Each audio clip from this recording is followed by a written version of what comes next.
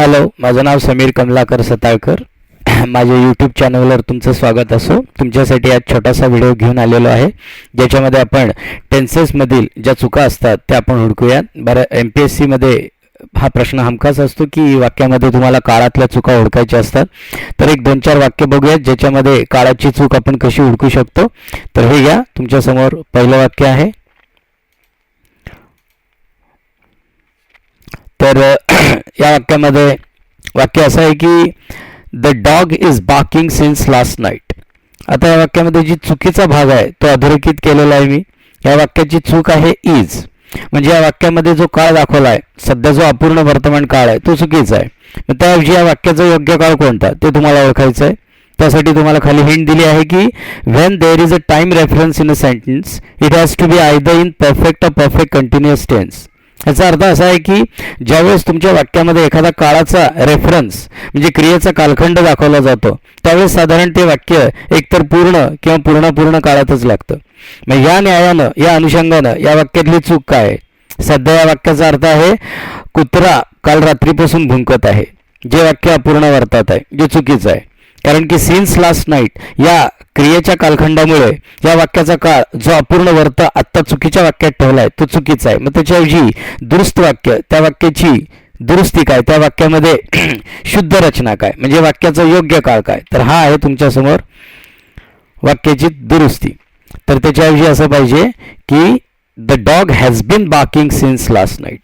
म्हणजे चुकीचं वाक्य तुमच्या समोर आहे आणि अचूक वाक्य पण तुमच्या समोर आहे. बरोबर वाक्यामध्ये एवढंच लक्षात घ्या, क्रियेचा कालखंड दाखवला असल्यामुळे हे वाक्य अपूर्ण वर्तमान काळात न येता पूर्ण वर्तमान काळात आलं पाहिजे. म्हणजे वाक्यात तुम्ही असं म्हटलं पाहिजे की काल रात्रीपासून हा कुत्रा भुंकत आलेला आहे, आणि असं म्हणता कामा नये की काल रात्रीपासून हा कुत्रा भुंकतो. कारण ज्या वेळेस वाक्यात क्रियेचा कालखंड दाखवला जातो त्यावेळेस ते वाक्य एकतर पूर्ण काळात, मग तो पूर्ण काळ कुठलाही असू शकतो, पूर्ण वर्त, भूत आणि भविष्य, किंवा तो काळ पूर्ण असू शकतो, मग तो पूर्ण काळ कुठलाही असू शकतो, वर्त, भूत आणि भविष्य. ठीक आहे.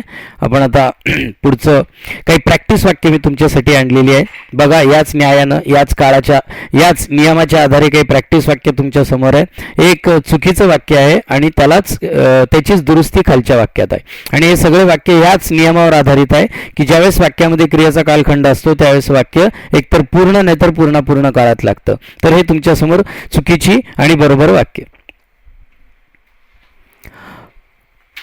वाचताय तुम्ही? मी गृहीत धरतो तुम्ही ते वाचताय. मी मराठीत सांगायचं काय गरज नाही. हे पुढचं वाक्य आहे. How long is your father working in this bank. किती काळापासून तुझे वडील या बँकेत काम करत आहेत, असं हे वाक्य चुकीचं आहे.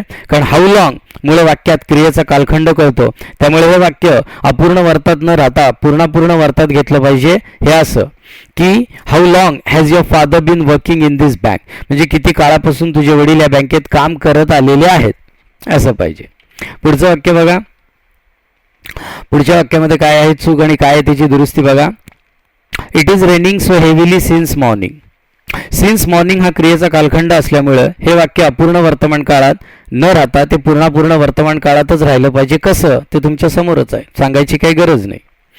पाऊस पडत आहे असं न म्हणता पाऊस पडत आलेला आहे असंच म्हणणं योग्य आहे क्रियेचा कालखंड असल्यामुळं. बरं,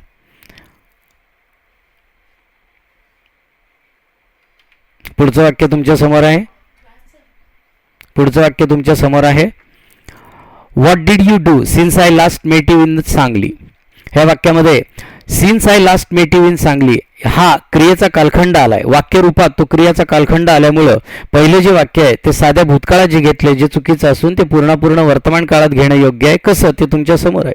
what have you been doing since I last met you in Sangli, म्हणजे मी तुला सांगलीत शेवटचं भेटल्यापासून तू काय करत आलेला आहेस असं सांगणं योग्य आहे. असं सांगणं योग्य नाही की मी तुला सांगलीत शेवटच्या भेटल्यापासून तू काय केलंस. तर नमस्कार मित्रांनो, हा माझा शॉर्ट व्हिडिओ तुम्हाला आवडला असेल. असेच छोटे व्हिडिओ महत्त्वाच्या प्रश्नांवर आणि महत्त्वाच्या कन्सेप्टवर मी आणतच राहीन. तर चॅनलला सबस्क्राईब आणि शेअर जरूर करा. बाय.